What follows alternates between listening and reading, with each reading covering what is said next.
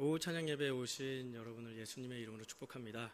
먼저 말씀에 듣기에 앞서서 제가 좀 준비 말씀 이렇게 좀 동작을 좀 하고 싶은데요. 여러분들의 성경책 오늘 본문도 펼쳐놓고 거기에 이제 마태복음 13장 본문을 이제 그 좋은 성경책은 이렇게 끼는 거 있잖아요, 그죠? 없으면은 성경책 바꿔 사십시오. 그래서 마태복음 13장을 이렇게 이제 걸쳐서 이렇게 사이에 껴놓으시면 좋을 것 같습니다. 말씀 찾기에. 마태복음 13장을 껴놓으시고, 네. 사실 오늘 말씀은 이제 열왕기상 18장 36절에서 40절 말씀을 우리가 함께 읽었는데, 사실 엘리야 이야기의 끝까지를 함께 나눠보고 우리의 삶에 어떠한 고민과 어려움들이 있어서 엘리야가 이랬고 또한 우리는 어떻게 살아야 되는지 이것들을 가지고 우리 함께 엘리야의 이야기를 통해서 은혜 받기를 원합니다. 그래서 오늘 이 엘리야 사건은 중요한 의미가 있기 때문에, 그리고 여러분들의 신앙의 기초에 관한 것이기 때문에 살펴보려고 합니다. 욥과 엘리야와는 조금 다른 면이 있지만 공통점도 꽤 많이 있습니다. 먼저 욥기 사건은 우리의 잘못이 없음에도 불구하고 우리에게 환난과 재난이 있을 수 있다를 얘기하고 있고요. 엘리야 사건은 하나님이 전능하시고 영광의 주님이신데도 불구하고 영광과 권능을 나타내시지 않을 때가 있다. 그런 부분이 있다. 그래서 우리의 그 영광을 나타내시지 않는 그 부분 때문에 우리가 어려울 수 있다. 이런 부분이고요. 욥기에 관한 내용은 내가 잘못한 게 없는데도 불구하고 재난이 있을 수 있다. 이런 내용이라면 엘리야를 통한 메시지는 내가 하나님의 자녀인데도 불구하고 억울한 일을 당할 수 있다. 이런 이야기입니다. 이런 대목이, 이런 이야기가 우리에게 좀 필요한 이유는 예수를 믿지 않는 사람들과 같이 일반적인 상식과 일반적인 개념을 안고 살아가면서 우리가 또 동시에 기독교 신앙을 갖고 있으면 상당히 많은 부분에서 잘못된 판단들을 내릴 수 있고요. 그 잘못된 판단들 때문에 우리들에게 실수와 어려움이 있을 수 있다. 그것 때문입니다. 신앙생활이라는 건 정당한 문제도 아니고요. 도덕에 관한 문제도 아니고요. 의로운 문제가 아닐 수도 있습니다. 이런 대목을 이해하지 못하면 늘 기도는 억울하다라는 기도 외에는 아무것도 될 수가 없습니다. 욥기를 살펴보면 하나님께서 우리에게 대하시는 기준이 옳고 그름으로 대하는 게 아니라 긍휼과 사랑과 아량으로 대하신다라고 말씀드릴 수 있는데, 오늘 이 엘리야 사건을 통해서는 어떠한 부분이 우리한테 배워지고 또한 적용되어질 수 있는지 함께 말씀을 살펴보도록 하겠습니다. 그래서 오늘 본문의 내용은 여러분들이 너무나 잘 아는 사건입니다. 엘리야가 이스라엘 사람들이 우상을 섬겨 하나님을 버리고 있기 때문에 아합의 앞에서 도망 다니다가 결전을 하는 자리입니다.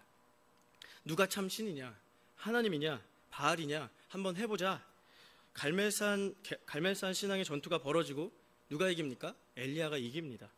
이때는 아합 왕이 하나님을 배반하고 살았던 이 악한 행위들 때문에 하나님께서 이스라엘에게 가뭄을 보내시는데 3년 반이나 비가 오지 않아서 가뭄이 극심했을 때의 일입니다. 그래서 가뭄도 있고 이스라엘의 백성들도 지쳐 있고 아합은 아합대로 엘리야에 대해서 원한을 더 깊이 가지고 있다가 오늘 이 사건을 만나고 있는 겁니다. 그래서 엘리야 쪽에서 보자면 자기가 정당한 쪽에 서 있고 전능하신 하나님의 종으로서 이 일을 하고 있는데 아합 왕에게서 도망 다니고 있다는 처지는 어떻게 보면 이해가지 않는 어려운 일이었을 겁니다. 마침내 하나님께서 결전을 허락하시고 엘리야가 승리를 허락하셨죠. 승리를 주셨습니다.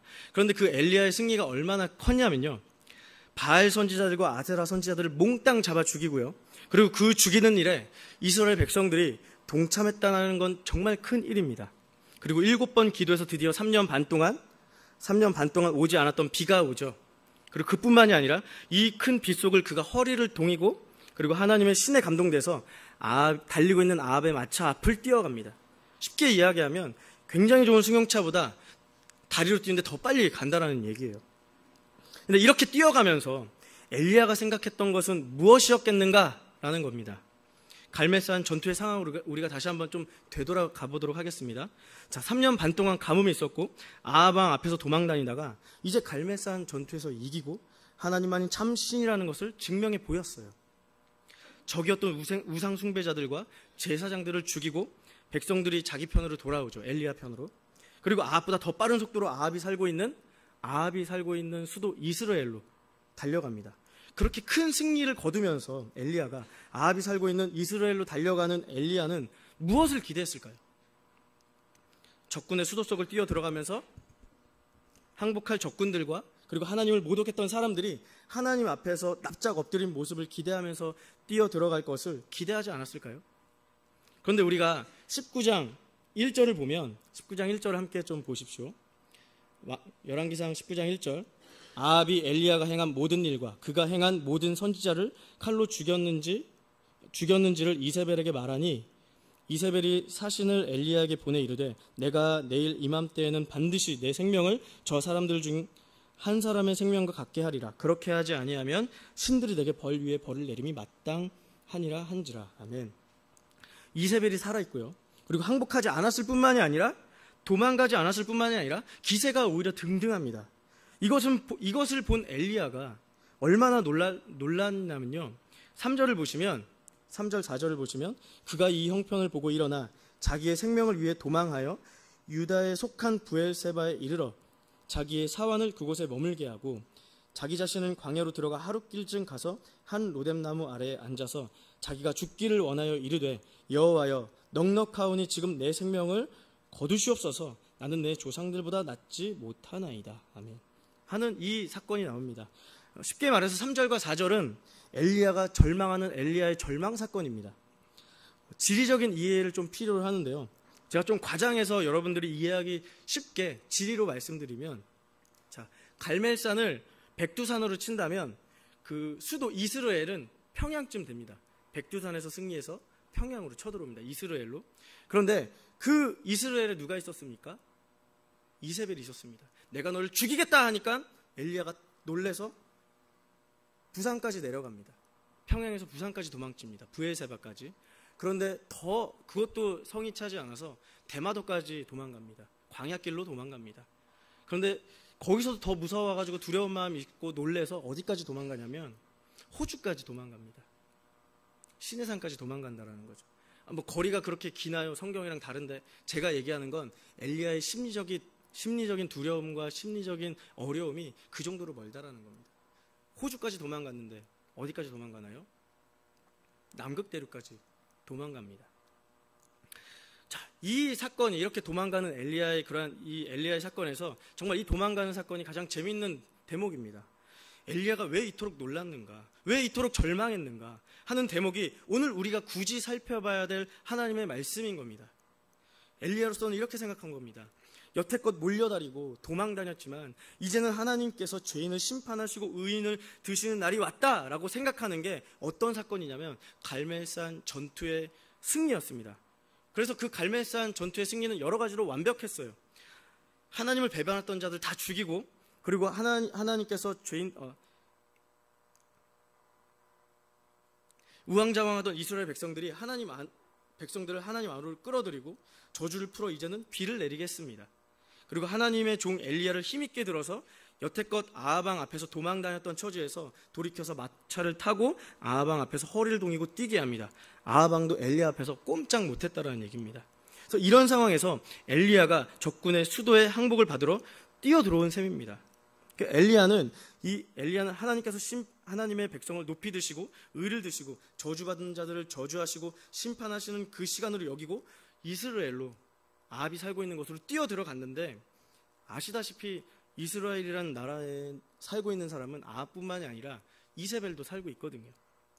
실제로 권세 잡은 자는 아합이 아니라 그의 아내 이세벨이었습니다. 그래서 이세벨이 칼을 딱 버티고 서 있는데 그 기세가 조금 더 꺾이지 않고 오히려 권세가 약화되어 있지도 않습니다. 엘리야의 놀란 점이 바로 이것입니다. 이럴 바에는 뭐 때문에 갈멜산에 승리를 주셨고 바알 선지자들을 죽게 하셨고 왜 비는 주셨고 왜 그 앞에 뛰게 하셨으며 왜 나를 여기까지 오게 하셨냐, 이스라엘까지로.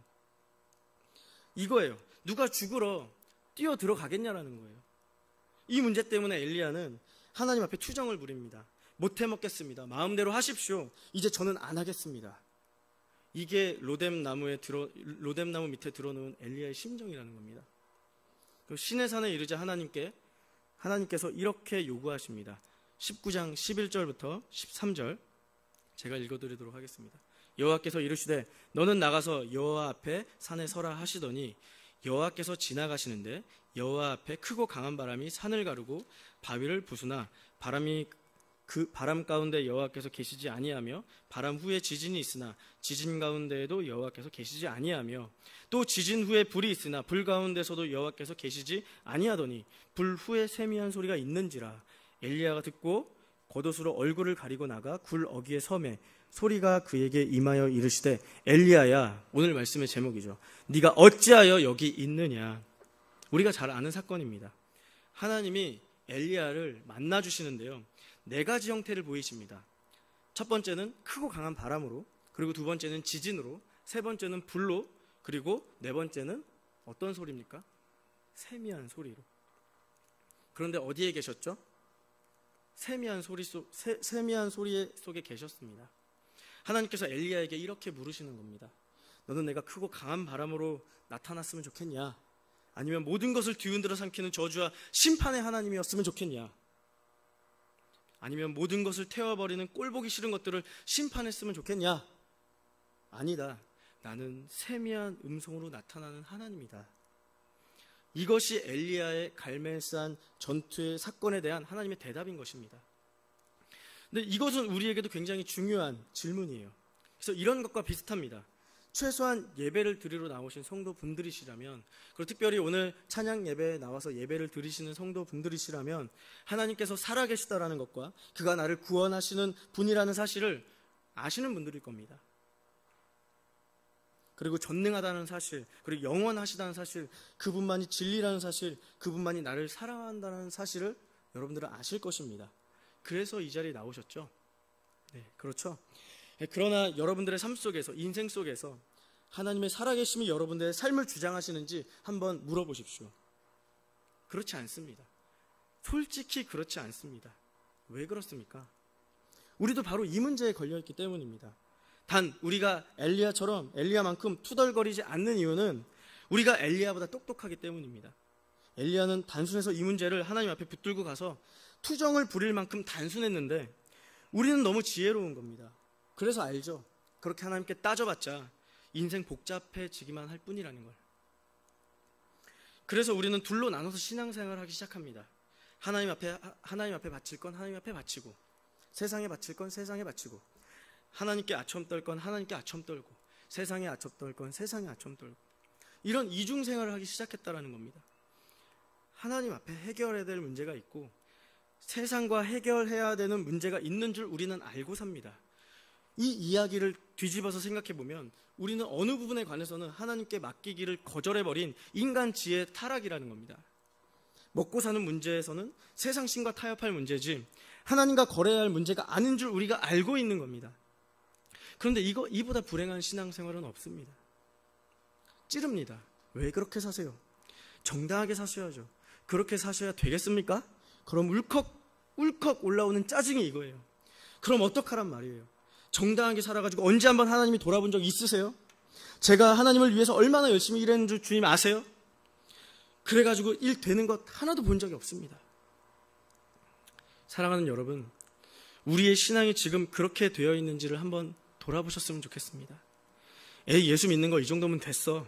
나는 이 정도면 됐으니까 이 정도에서 쉬자. 이것이 우리의 신앙의 태도가 아닌가요? 여러분들은 그런 생각 안 하시겠습니까? 우리들은 어떻게 하는 것이 이 세상 속에서 예수 믿는 자로 살면서 동시에 세상 속에서 적당히 살아남는 유일한 방법을 체득해버린 사람들일지도 모릅니다. 저에게 슬픈 마음이 있다면 바로 이 대목입니다. 얼마나 지혜로워졌는지 모릅니다. 천국 가는 표는 잊어버리지 않고 세상에서 지혜롭게 사는 법을 배운 이상한 지렁이 같은 모습으로 우리가 살아가고 있다는 겁니다. 시멘트 바닥에서도 살아남는 그 지렁이, 이상한 지렁이. 이런 입장이 되어버린 것이 오늘 우리들의 신앙인들의 모습이라는 겁니다. 근데 참으로 기묘한 형태로 살아남아 있습니다. 죽지 않을 만큼, 쫓겨나지 않을 만큼 신앙생활을 하고, 그리고 세상에 살아남기 위한 재주 하나도 버리지 않고 가지고 있습니다. 그래서 오늘날은 참으로 순교하는 신앙에 들어선 사람이 없다라는 거죠. 순교란 이슬람 구구단체들이 따발총 들이대서 예수 믿으면 콱 이게 순교가 아닙니다. 오늘 하루를 하나님께 바칠 것이냐 말 것이냐의 싸움입니다. 이 싸움을 하는 사람이 너무 없다라는 거죠. 물론 밖에 나가면 저는 여러분들을 가장 칭찬하고 다닙니다. 이 한국 땅에 왕도교회가 있다라는 건 정말 큰 축복이고 정말 큰 자랑입니다. 하나님이 저의 이 생에 왕도교회를 오게 했다라는 것은 마치 엘리야로 하여금 갈멜산 전투의 승리와 같은 그런 축복이라는 걸 제가 압니다. 여러분들을 아무리 칭찬해도 모자라지 않습니다. 그런데 제가 말씀드립니다만 너무너무 공부 잘하는 초등학교 3학년 학생에 불과하다라는 겁니다. 제발 그것만 우리가 오해해서는 안 됩니다. 구구단을 외워갖고 좋아해서는 안 됩니다. 갈 길은 멀고 험합니다. 3학년이 반장하고 회장하고 천재고 아무리 칭찬받아봤자 아직 애라는 얘기입니다. 우리는 아직도 하나님 앞에서 크는 과정에 있는 것에 불과하다라고요. 갈멜산 전투에서 로뎀나무 밑에 자빠져버릴 수밖에 없었던 그 엘리야를 우리가 명심해야 됩니다. 이 교회를 짓고 예배당 속에서 아름다운 사람들이 모여있기 때문에 저는 늘 불안합니다. 겉으로는 찔림 받을 구석이 없기 때문에 저는 불안합니다. 똑똑하고 상식이 있다는 것 때문에 불안합니다. 하지만 그것이 기독교는 아닙니다. 여러분들이 너무나 얄밉도록 잘 살아서 저는 믿습니다. 이렇게 이쁘게 살지 마십시오. 신앙이 거의 없는 청년에게 한 주간 잘 지냈냐고 물어보면 목사님 아주 잘 지내고 있어요. 완벽한 하루였어요. 라고 하면 저는 오히려 마음이 안타깝습니다.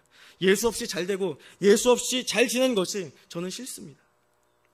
거칠어도 좋고 미련도 좋고 실수해도 좋습니다만 전심을 가진 열정이 여러분들로 하여금 상식을 벗어나게 하시고 예쁜 얼굴을 깨어지게 하는 툭툭 붉어져 나오는 것이 오히려 낫다라는 겁니다. 다윗이 지적받은 사건이 있고 욥이 지적받은 사건이 있고 엘리야가 지적받은 사건이 있듯이 제가 여러분들에게 흠을 일부러 찾아서 이 설교를 하는 것이 아니라 이 성경 말씀에서 있을 수밖에 없는 근거를 가지고 이렇게 시비를 걸로 나올 수밖에 없다라는 저의 안타까운 마음을 이해해 주셨으면 좋겠습니다. 엘리야가 욕을 먹을 수밖에 없었고 다윗이 욕을 먹을 수밖에 없었다면 욥이 또 훈련받을 구석이 있었다면 우리야 물어보나 마나가 아니겠습니까?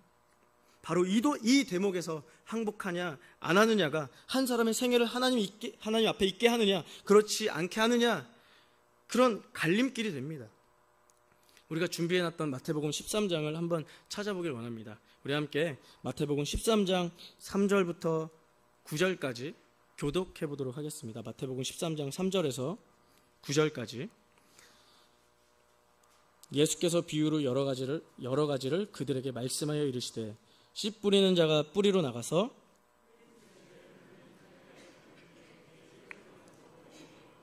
더러는 흙이 얕은 돌밭에 떨어지매 흙이 깊지 아니하므로 곧 싹이 나오나 더러는 가시떨기 위에 떨어지매 가시가 자라서 기운을 막았고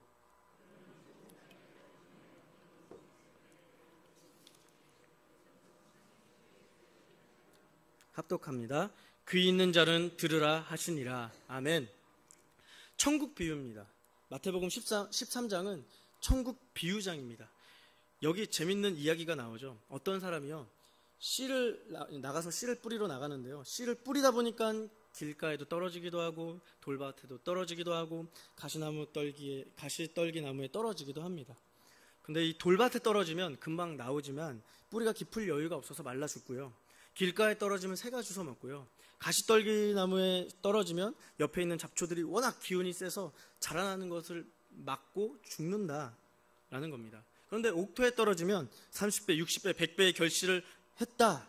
이게 오늘 우리가 읽은 천국 비유의 말씀입니다. 그런데 핵심은 뭐냐면요. 이것은 밭의 비유가 아니라 씨 뿌리는 비유라는 겁니다. 18절을 보십시오. 그런즉 씨 뿌리는 비유를 들으라. 이 비유는 씨 뿌리는 데 비유의 핵심이 있지 밭의 핵심이 있지 않습니다. 즉 옥토가 되자 이런 이야기를 하고 있는 이 말씀을 준 게 아니라요. 좋은 밭이 되자라는 이 말씀이 아니라요. 씨를 뿌리다 보면 씨를 뿌리러 옥토에다가 뿌리러 나갔는데도 불구하고 길가에 혹은 돌밭에 가시떨기에 이렇게 바깥에 이 씨앗들이 흘러서 떨어져 나갈 수 있다라고 얘기를 합니다. 뭐가요? 천국이 그렇다라는 겁니다. 이 땅에 들어온 천국은 마치 천국의 생명이 천국 비유가 씨를 얘기하는 거죠.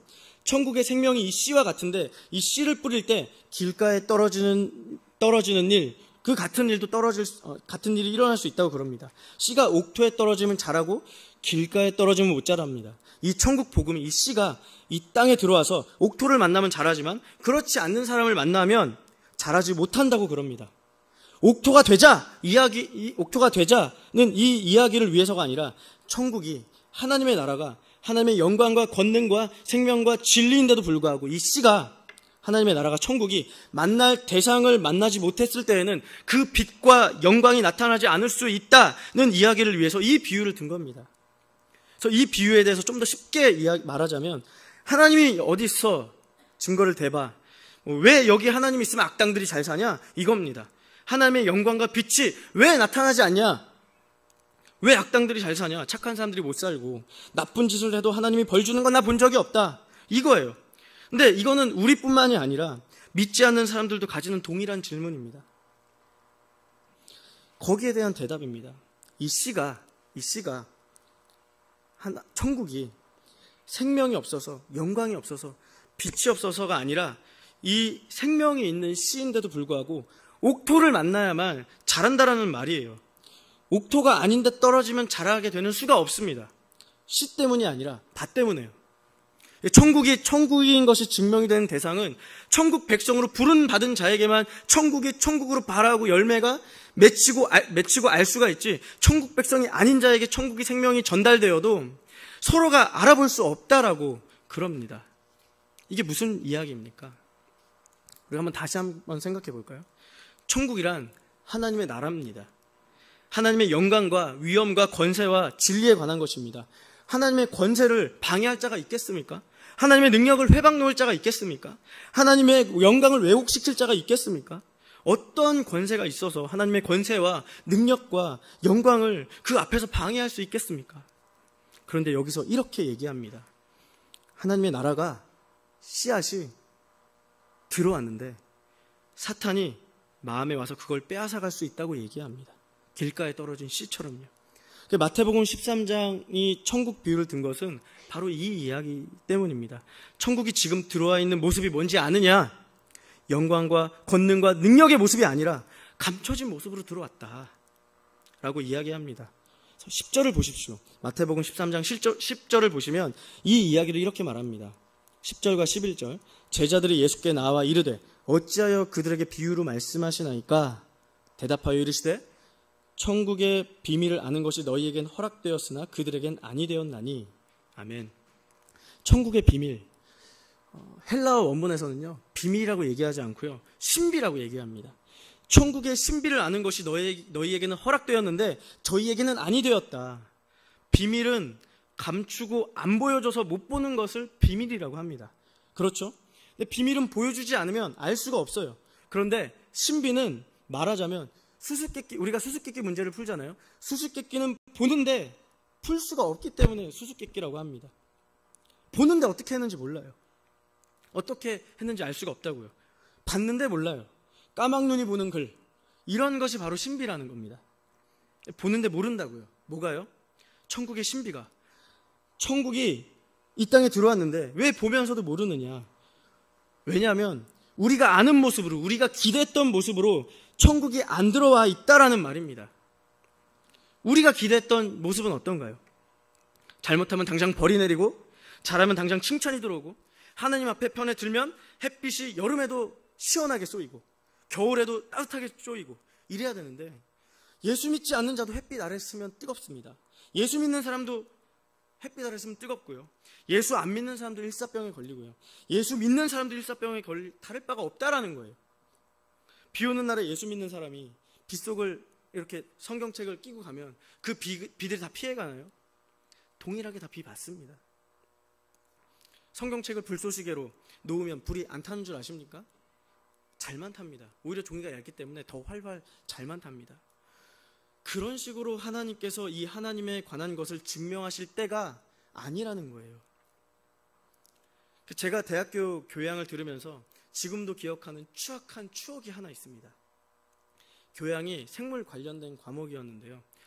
지금도 그렇습니다만 이 세상에서 가장 불신앙의 마음을 가지기 쉬운 사람들이 생물학을 하는 사람들입니다. 그 진화론 때문에 말이죠. 근데 그게 뭐 대단한 건 줄 알고 하나님 알기를 우습게 압니다. 그래서 그분도 진화론을 설명하면서 이렇게 얘기하는 겁니다. 여기 예수 믿는 사람들 있으면 손 들어봐. 야, 너 미쳤냐? 예수 믿는 놈이 와서 왜 생물을 배우냐? 하나님이 만들어? 웃기지 마라. 예수를 믿으려면 내 주먹을 믿어라. 제가 그 이야기를 듣고 제가 앉아서 뿔따구가 나서 이렇게 기도했습니다. 하나님, 저 손모가지에 문둥병이 걸리게 해주시옵소서. 그런데도요, 그 생물 교수님 아직도 뽀동뽀동 살만 잘 치셔서 아주 잘 사십니다. 문둥병 걸리기는커녕. 이런 우라통이 터질 일이 어디 있겠습니까? 그런데 여기에 우리의 울부짖음이 있다라는 겁니다. 하나님, 이게 어떻게 된 겁니까? 왜 이세벨은 죽이지 않고 저부터 죽이려고 합니까? 엘리야의 안타까움, 여기에 대한 대답입니다.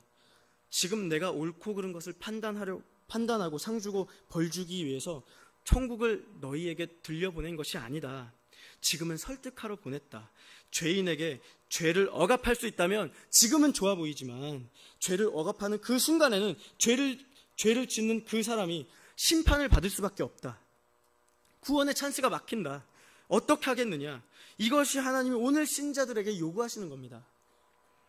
갈멜산의 승리는 영원한 승리의 맛보기일 뿐입니다. 우리의 전생애가 이런 축복과 이런 승리로 점철된다는 약속이 아닙니다. 그래도 신자는 아플 수밖에 없습니다. 질 수밖에 없고요. 환난과 고통 속을 거닐 수밖에 없을지도 모릅니다. 그렇게 해서 내 이웃을 구원할 수 있고 죽어가는 생명을 하나님 앞에 불러올 수 있다면 하나님께서는 그렇게 하실 것입니다. 그리고 우리는 아멘하여 그 길에 항복해야 됩니다. 이것이 신자가 걸어야 되는 길입니다. 하나님께서 오늘 우리를 불쌍히 여기셨기 때문에 우리가 예수를 믿을 수 있었다라는 것을 기억하신다면 오늘 이 시간도 아직 구원 얻지 못한 사람들을 위해서 하나님께서 영광과 존귀와 권세와 심판으로 임하시지 않으시는 그 마음을 우리가 받아야 됩니다. 오늘 우리가 당하는 아픔들이, 슬픔들이 나를 괴롭히는 아픔이 아닌 줄 알아야 됩니다. 하나님께서 힘이 없으셔서 우리에게 이 아픔과 환난을 걷게 하신 것이 아닌 줄 아셔야 됩니다.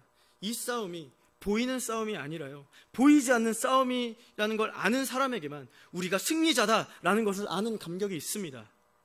이 부분을 우리가 갈라내지 못하면 여러분들의 신앙생활은 평생 동안 두 가지의 지조 속에서 왔다 갔다 하게 될 것입니다. 예수 믿는 지조와 세상을 믿는 지조, 이 두 가지의 인격 속에서 사시는 수밖에 없습니다. 그것만큼 불행한 게 없다라는 겁니다. 그래서 하나님께서는 우리에게 이렇게 약속하셨습니다. 나를 믿고 내 말대로 염려하지 말고 살아라. 여기에 우리가 초대받은 자들입니다. 그런데 오늘날 주님의 약속같이 내가 이 세상에 다시 올 때 세상에서 다시 믿음을 보겠느냐, 이 말씀은 예수께서 다시 오실 때, 주님께서 오실 그 종말의 때 주님을 사무치게 사랑하는 믿음을 가지고 사는 사람이 과연 있겠느냐라는 말씀입니다. 저는 이 지적이 그렇게 가슴에 와닿습니다. 여러분은 다른 교회와 다른 교인들의 비교해서는 칭찬을 받으실 만한 분들입니다. 그러나 완성되어 있는 분들은 아닙니다. 저도 포함해서요. 이 부분이 여러분들 마음에 분명하게 확인되고 구별돼서 오늘 내가 하나님께 초대받아서 사는 이 길이 어느 만큼 중요한 길이고 어떻게 내 전생애를 바쳐야 되는 길인가로 결론 내려지지 않는다면 여러분들의 생애는 보다 불행해질 겁니다. 예수 안 믿는 사람보다 예수 믿는 사람들이 불행한 것이 여기에 그 이유가 있습니다. 예수를 믿으십니까? 그래도 여기까지 잘 나오셨습니다. 진심과 중심을 하나님 편에 이제는 완전히 쌓으시는 그 결심과 고백과 정당한 깨우침이 있기를 바라서 오늘 이 말씀을 전합니다. 우리 함께 이 말씀을 놓치지 않기를 바랍니다. 기도하겠습니다.